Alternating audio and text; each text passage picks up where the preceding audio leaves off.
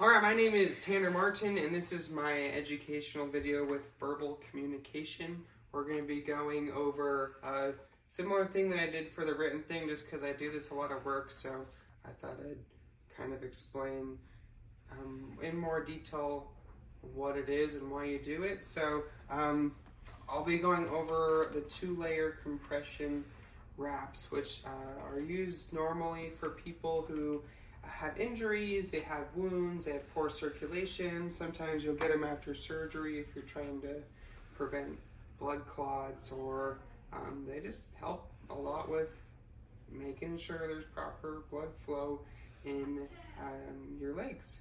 So this is my mom. She is a whopping 49 years old. Why are you telling my age?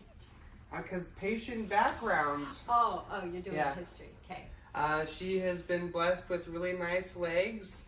So for her, what I'd be focusing on is for like swelling in the legs. You can go over different types of swelling, but do you know what swelling is, Mom? What does edema look like in a leg?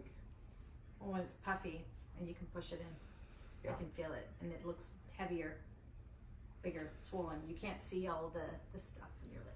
So why would you want edema to be out of your leg? And what's the point of putting wraps and compression socks and stuff on? Why would you just let it sit in your leg? Circulation, because if it's edemic, it's not getting circulation back to your heart. Yeah. So everything's pooling in your legs. You want it to circulate.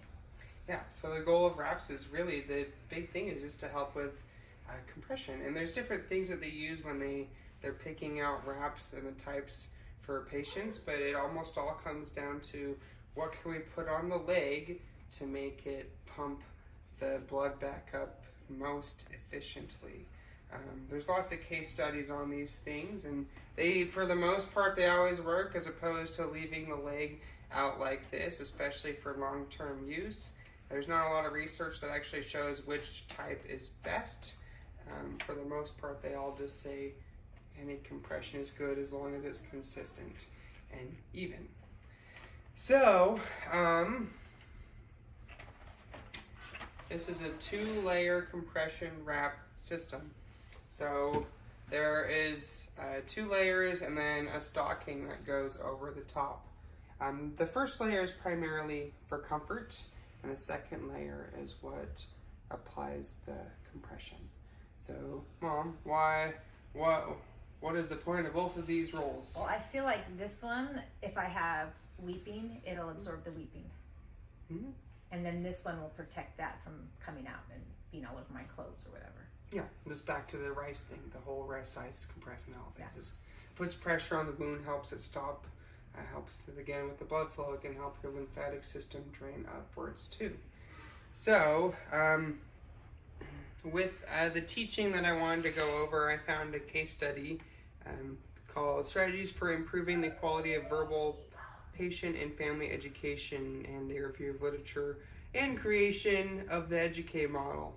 A very long case study name, but the big things that I liked after reading it, taking it for patient education, was when you're assessing a patient and trying to teach them, you want to get an idea of their background, what they know, maybe what they've tried to use for dealing with their health history, and work from that. Because a lot of times you want to just build from whatever foundation they have when you're teaching, so that it actually sticks. The second method that they went over is that you got to remember that even with some of the best patients, a lot of times all the teaching that you can do with them, you can spend 20 minutes going over how each layer works, the types of pressure.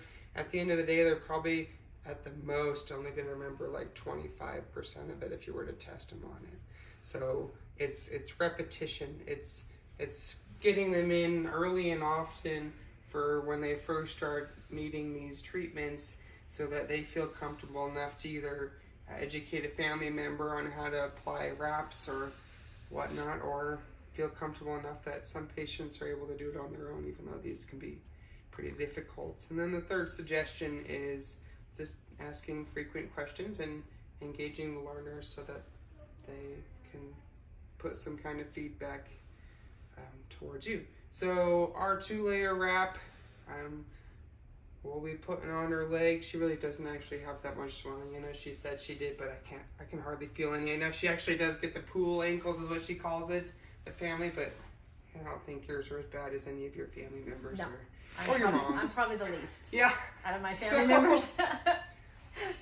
So when working with 2-layer wraps, I always want to remember, at least for what the hundreds of times I've done them, is I always focus primarily on when I'm wrapping what's going to be most comfortable for the patient, because you want them to be able to withstand the treatment and be able to keep the wraps on as long as prescribed, because some providers will go like 7 days depending on who they are.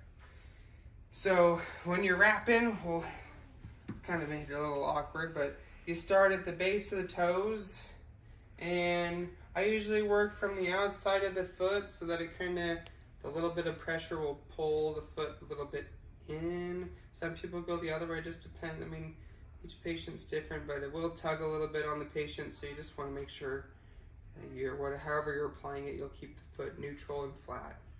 So you we'll start at the base of the toes. You usually do about 1.5 passes, and then once you get to this point, you go back behind the heel.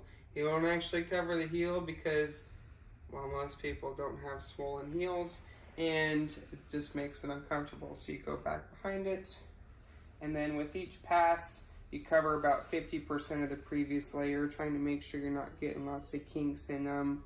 Luckily, that's kind of what these are for, is just to help with those kinks and stuff so they're more even and more uniform. You don't pull on this layer, you just make sure it's snug, because this isn't the layer that's actually therapeutic. This is just the comfort layer. So you work your way up, all the way up to, I usually do about 2 fingers below the kneecap, or I don't remember what that point's called, like the point on your tibia. Some providers will prescribe past the knee. Those are for more severe cases, and in all honesty, most of the time the patient can't stand it, so they will try and cut them off pretty quickly. So again, it's just back to comfort. So Mom, why do we put this layer on first and not just do the stretch layer? That's the comfort layer, and then again, maybe for weeping if they have it. And then the second layer is for compression. So same type of wrap. You work at the toes. This one has little indicators to show you how tight. So same thing, start at the toes. This layer you can cover the heel if you would like to. I don't always, because sometimes the wrap is a little thicker, so it doesn't work very well, but this one works all right. So just as you're going around, you keep it tight. You can look at the things. I'll show you how tight to stretch it. And the middle line will show you where to overlap the layer.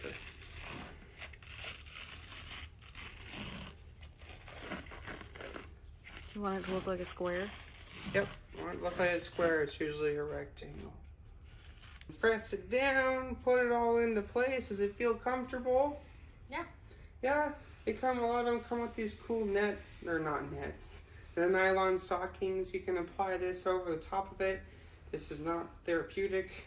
It's just another comfort thing so that, other people can't see that they have wraps on, and it also helps you get your shoes and your socks on if you want to wear those as well. Why would you ever take these off on your own? Circulation. If I can't move my toes around, can't feel anything on my toes. Color changes, probably the circulation would be the issue. Yeah, so typically a provider will recommend in an emergency, just like she said, if you're having numbness or tingling or tons of pain from the wrap, go ahead and try and safely take it off on your own, so at least it gives it some relief, and contact a medical provider immediately. And do you have any questions, Mom, about how these work? No. Okay. Nope. Well, thank you. Yeah, proper education. She'll go through this a few more times if she's going to be efficient enough to teach other people, or do it on her own. Thank you for listening.